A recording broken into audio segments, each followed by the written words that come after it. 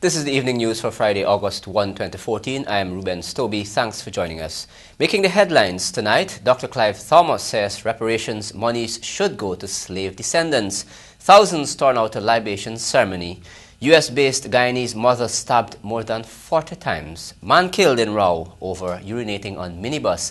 Kaiser news being used as a weapon to attack people, Attorney General says. And man believed to have suffered heart attack drives overboard. Now for the news in detail. Guyanese economist Dr. Clive Thomas says he opposes the idea of trading reparations for debt relief but would endorse giving monies earned to the descendants of African slaves. Let's find out why from Alexis Rodney.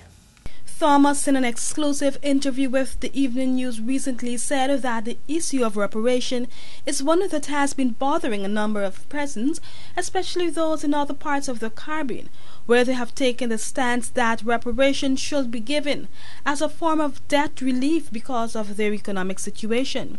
But the condition in Guyana is not as severe as in other parts of the region. As such, he told the Evening News that should the Caribbean Reparation Commission be successful in acquiring compensation from European states, Guyana should give its portion to the descendants of slaves. The situation has been cleared for Guyana, Thomas said, as he pointed to the debt crisis in 1982, where government had defaulted in national debt. That debt was close to 600% of the gross domestic product. However, today the debt to GDP ratio is about 65% of the total debt and 46% for the external debt. So I totally oppose the idea of trading reparations for debt relief. It does not apply to Ghana. Maybe in the rest of the Caribbean, where the debt, the GDP ratio is over 100 and something percent still, they might have a better case, but I don't think that should be so. The professor said, however, that should the money be made available, it should go to the descendants of the slaves, as there are a number of things that they could be allowed to do. According to him, public relief, as in the event of the 2005 flood, should be handed over as a cash flow for the victims. Let them make the choice about what they want to do with the resources that we are offering as relief. I don't want it to be handled by any government, even a government I might want to elect, or if I were part of the government. I don't want it to be done by governments. I think the households and the individuals concerned should get their cash support that is estimated from the grants that are being given for reparations and handed it as a sum of money that they can use to do what they want to do with it. Guyana forms part of a 50-member Caribbean Reparation Commission, which has laid some demands to Europe for the suffering inflicted on slaves by the Atlantic slave trade between the 16th and 19th centuries. The claims are being channeled through the United Nations Convention on the Elimination of Racial Discrimination and processed with the help of the London law firm Lede. For the Evening News, Alexis Rodney.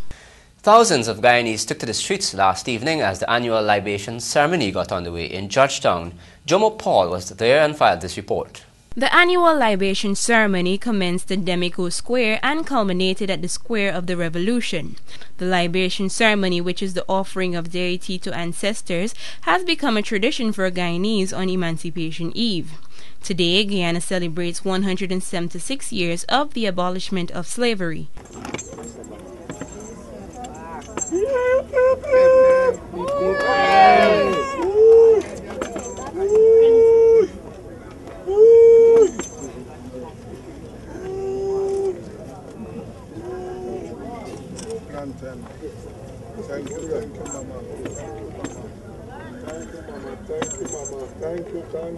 The procession made its way from Demico along Brick Dam to its ending point. Drums, chanting, and melodious folk songs were the highlights of the procession.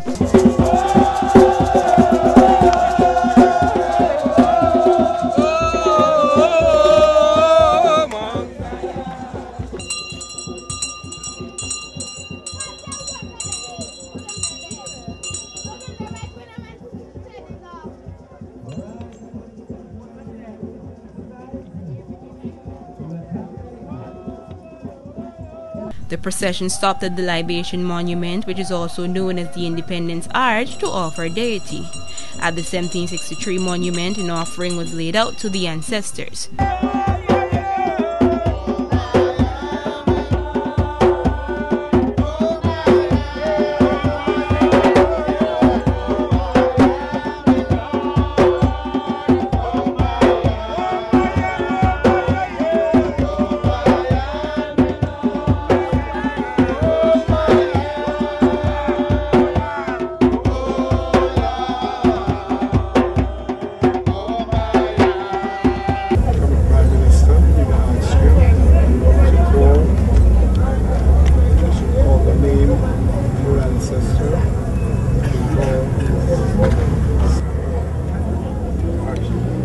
Blessed be.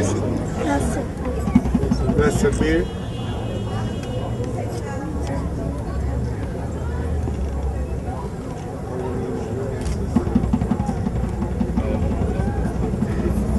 Blessed be. Prime Minister Samuel Hinds and Deputy Speaker Basil Williams spoke of the importance of emancipation. We are challenged in these times to ensure that we become like all other people. We make our contribution, and I'm looking back at our history. We can be assured by many African persons in Guyana and throughout the world who have gained recognition as members of the human race. When her child was born after emancipation, she held on to that child without let or hindrance. Because no matter what you say, once she carries that child within her womb for those months before birth and upon birth, that's a divine connection. Two of Guyana's oldest political parties today hailed the contributions of African slaves to the growth and development of Guyana's overall economy as they mark the 176th anniversary of the abolition of slavery. The People's Progressive Party, in a release, expressed emancipation greetings to all Guyanese, particularly those of African descent, as today marks the celebration of the 176th anniversary since the abolition of slavery. The PPP stated that this was a good time to reflect on the pain and sacrifices made by African ancestors who were brought to these shores against their will to provide cheap labor on the sugar plantations. The party said that despite their sufferings, Guyana's history is replete with stories of heroism and rebellions led by slave leaders such as Kofi, Kwamina, Damon, and Akabre, who are today immortalized in the archives of our history. The party continued by stating that they are proud of the contributions made by Africans that continue to make the development of our country. Meanwhile, the PNC also joined in celebrating the 176th anniversary of the emancipation of enslaved Africans. The party regards this event as the most significant in the foundation of the nation. It is said it was the first step in Guyana's long march towards social equality, economic independence, and political freedom. The PNC said emancipation is Guyana's most important national celebration. It marks the start of the most significant demographic change through the coming of the Portuguese, East Indians, West Africans, and Chinese, and the transformation of the coastal landscape through the creation of free villages and the diversification of the economy into the production of food crops, coal mining, and logging. The party stated that this event also led to the liberation of society through the popular movements for educational development, labor organization, and political mobilization. For the Evening News, Jalicia Pinder. In preparation of celebrations to mark the 176th anniversary of the abolition of slavery here in Guyana, the African Cultural Development Association ACTA on Thursday paid a visit to the studio of Television Guyana. Along with it was a group of talented dancers from the Congolese group. Here's more.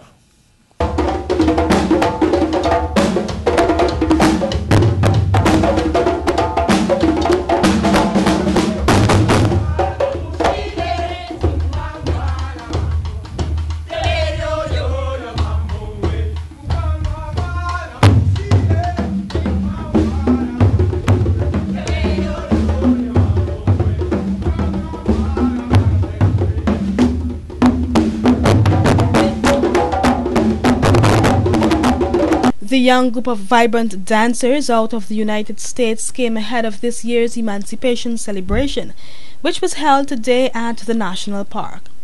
On a Thursday, they shared authentic African moves and dance styles with our newscast.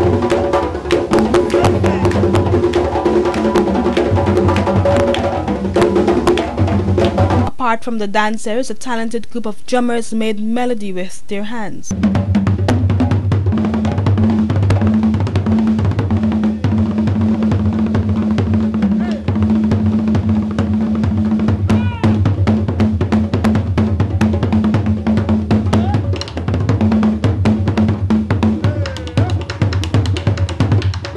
This year, Guyana celebrates 176 years since the abolition of slavery.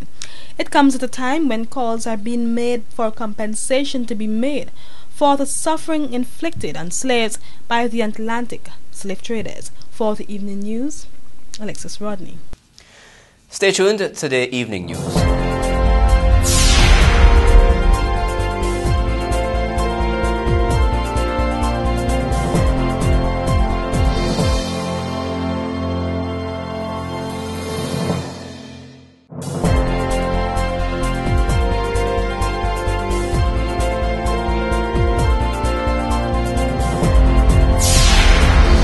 Thanks for staying tuned. Attorney General and Legal Affairs Minister Anil Nandlall has stated that Glenn Lal, publisher of the Kaicho News, engages in journalistic impropriety and intimidation, adding that the newspaper is used to orchestrate personal attacks on public officials and law-abiding citizens. Nandlal's accusations came on the heels of a sensational article published in the July 31 edition of the Kaicho News under the headline, "Men in Anil Nandlal's Vehicle Terrorized Kaicho News Staff." The Attorney General said that even though he dealt with the trivial matter and explained that he was nowhere close to the premises and the vehicle he was using was a different one, the misinformation was deliberately published. He said that Lal is using his newspaper as a weapon to attack people, while mentioning that the newspaper owner has renewed his campaign to go after him, which started in 2007. Nandlall recalled that he became a target after his brother, who was working at GPL, declined many entreaties being offered by Lal after it was discovered that the meter at Kaicho News was bypassed and electricity theft taking place. Lal was charged with a bill of $7 million Guyana dollars. Stay tuned to the Evening News.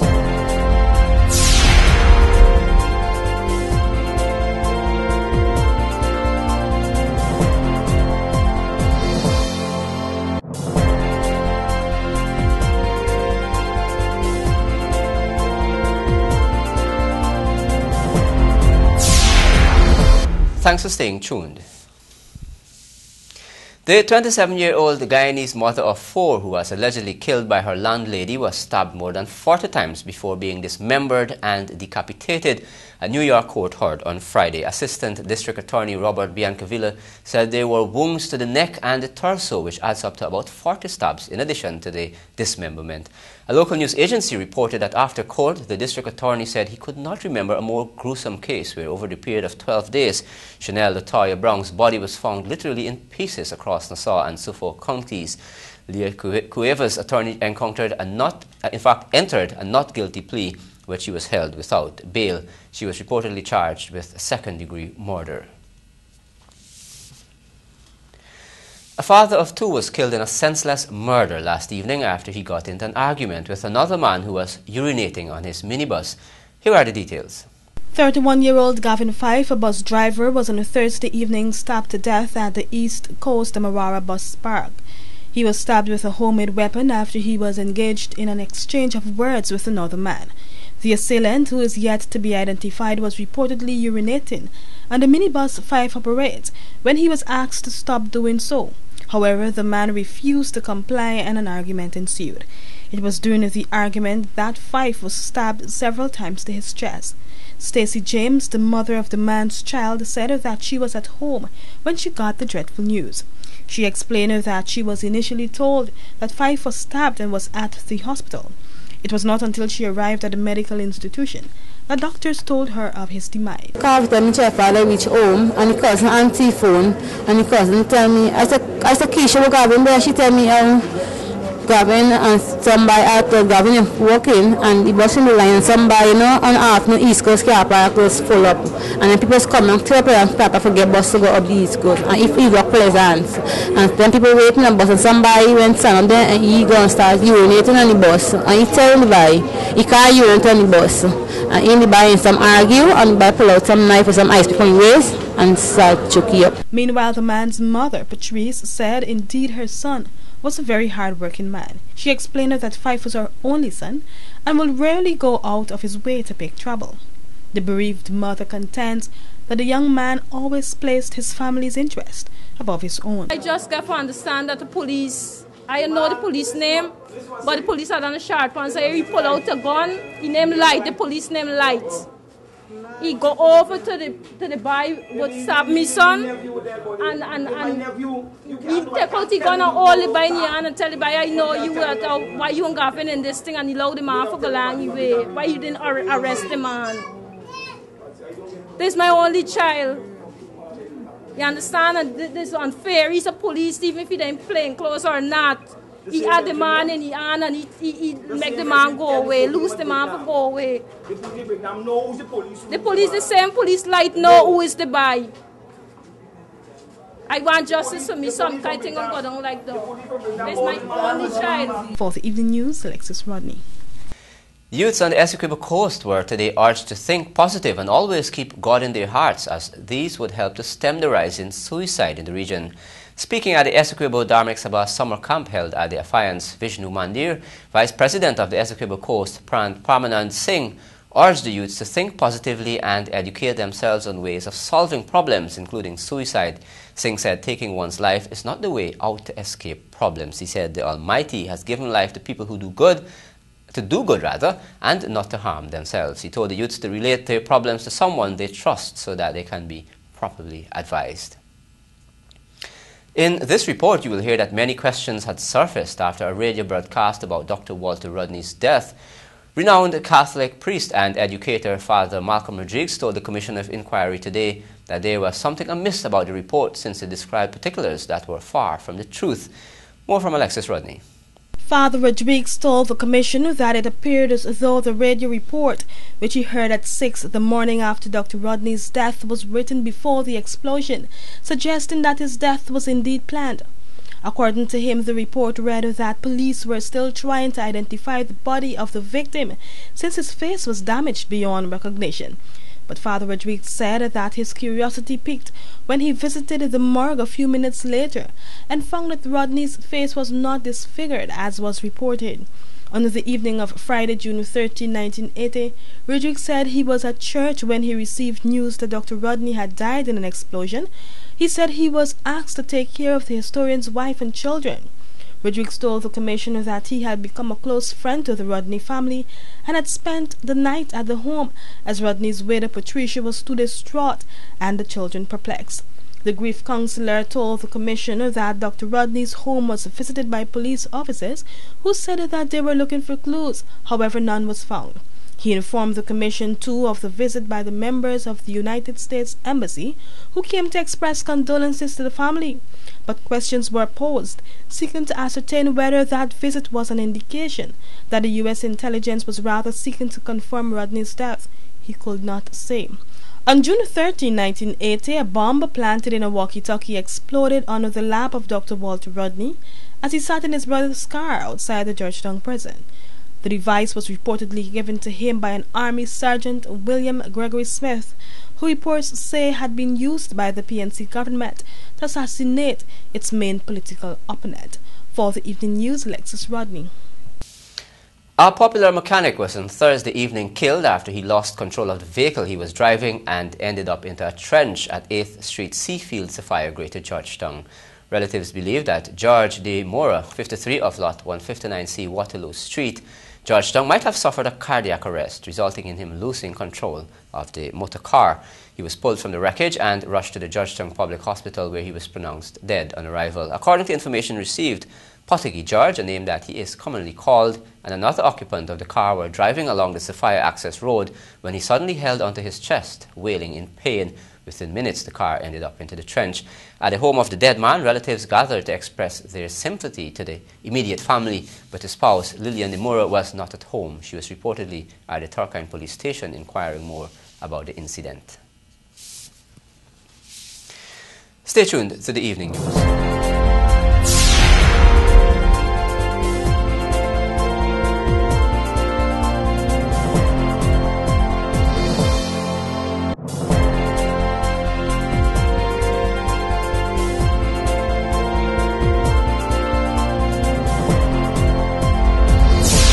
Welcome back to the evening news. Recognizing the importance of training towards improving farming practices, the Agriculture Ministry is working on a project whereby courses could be offered in the various regions dealing with specific issues such as control of Akushi ants. Agriculture Minister Dr. Leslie Ramsamy explained that not everybody is in the position to return to school to obtain a diploma, and as such, the ministry is working to reach out to communities via distance learning. This project can be implemented in areas where state farms, nurseries already exist, such as in Hozeroro, Kairuni, St. Ignatius, and the number 63 village on the Quarantine Coast. Minister Ramsamy said students undergoing the distant learning programs can be attached to those centers where they can be exposed to the practical aspects. Assyria General Guyana Incorporated launched its first branch office at Vredenhoop on the west coast of Demerara with the promise of expanding its service to other parts of Guyana in the near future. During the simple but significant launching ceremony on Thursday, the General Manager acting Yogindra Arjun said the opening of the Vredenhoop office is in keeping with Assyria's strategic plan to increase its market share.